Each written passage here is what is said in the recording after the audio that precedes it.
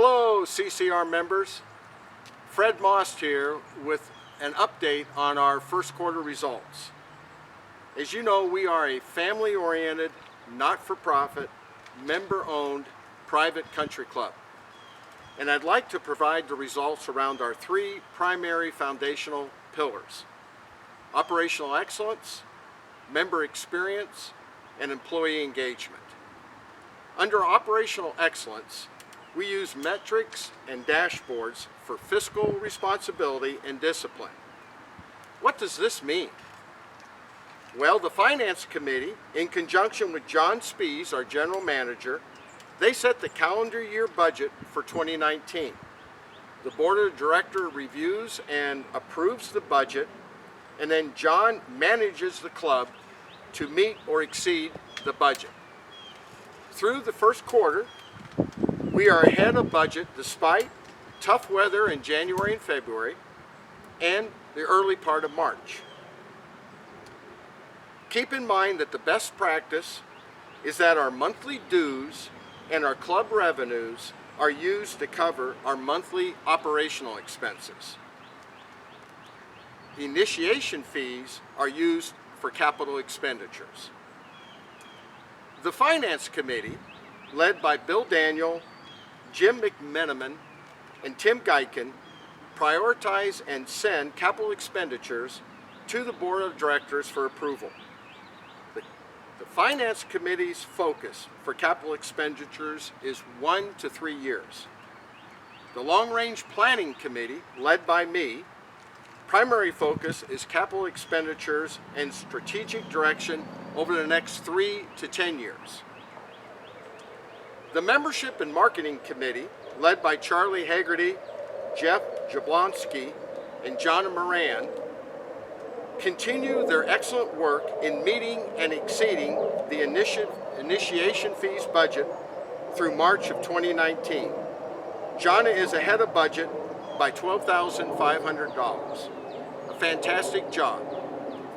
Remember, we use the initiation fees for capital improvements, and we ensure that we have the initiation fees in hand to fund the capital projects before approving the expenditures.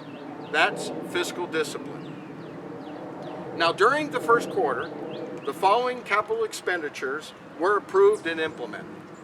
We finished the ballroom renovation, including the sliding partition wall.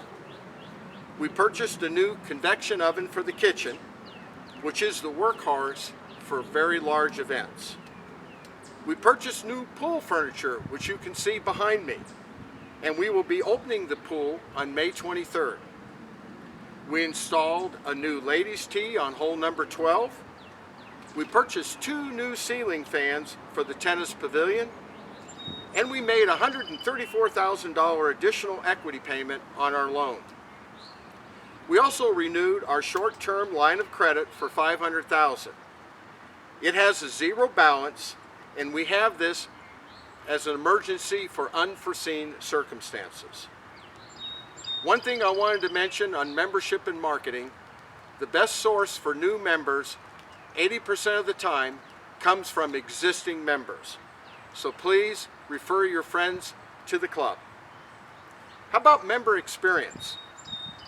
We just finished the first quarter survey and got member feedback, and I want to say the overall scores were either very satisfied or satisfied. John Spees reviews your responses with the individual department heads.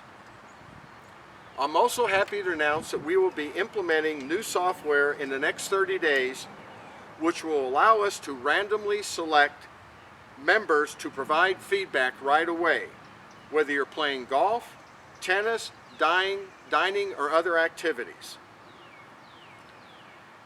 2 of our premier events, the Gold Rush and the Tennis Pro-Am, are full with waiting lists. I'd like to compliment the Gold Rush Committee and the Tennis Pro-Am Committee for their efforts to enhance our member experience. As a reminder, the Tennis Pro-Am over the years has raised over $1 million for charity. What about employee engagement? Well, the club purchased 10 computer-based training modules at the end of last year, and our service staff are completing their training individually. This should help with developing and improving our service model. We are also continuing to hire additional service staff for the dining room and bar area. A strong economy and higher wages have provided additional challenges for finding and hiring service-oriented staff, despite a $1 increase in our hourly wage to begin the year. I'd also like to recognize recently new hired Carson Womack and Benjamin Dees, assistant golf professionals, as well as Katie Spence, our new fitness manager. Please stop by and introduce yourself and welcome them to our club family if you have not done so already. In closing, I would like to welcome your feedback and comments on how to improve communication and transparency on how the club is doing. Hope to see you around the club.